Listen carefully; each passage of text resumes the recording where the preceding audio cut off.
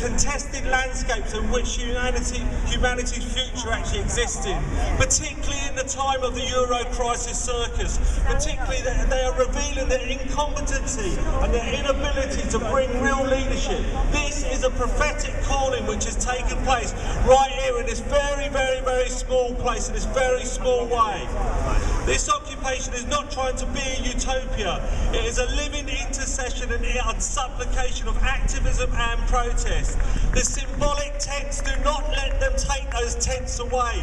Those tents are deeply symbolic. And it's deeply ironic that St. Paul was a blooming tent maker. Yet keep those tents there. Do not let them be taken away.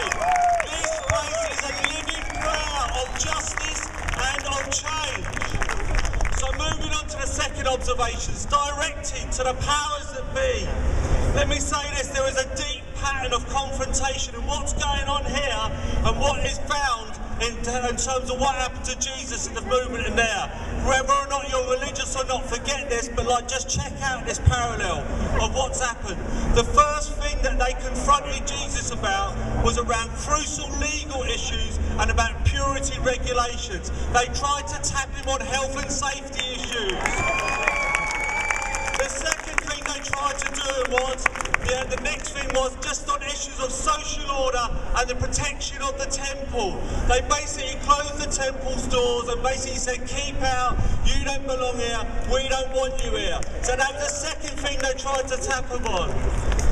I'm nearly done. The third thing they tried to do was they basically said, we're the custodians of these conversations. The Bishop of London, Richard Charles, gets up and says, leave it all to me, hand it all to me, we'll take it in, we'll bring it in. Don't listen to that man. Do not listen to his lie.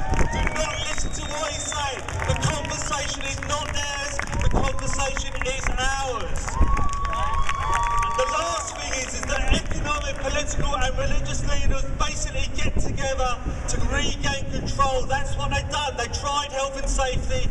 They tried to basically say we need a bit of social order. It's all been very nice. All go home. They tried to take it back and say this is our conversation, not your conversation. And then they basically sat down and said that don't work.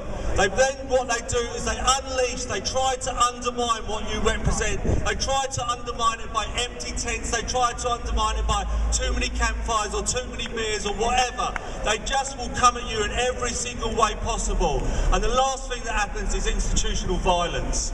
And I think that's why that geezer basically resigned the other day, because he knows what they're brewing up. Yeah, there is institutional violence.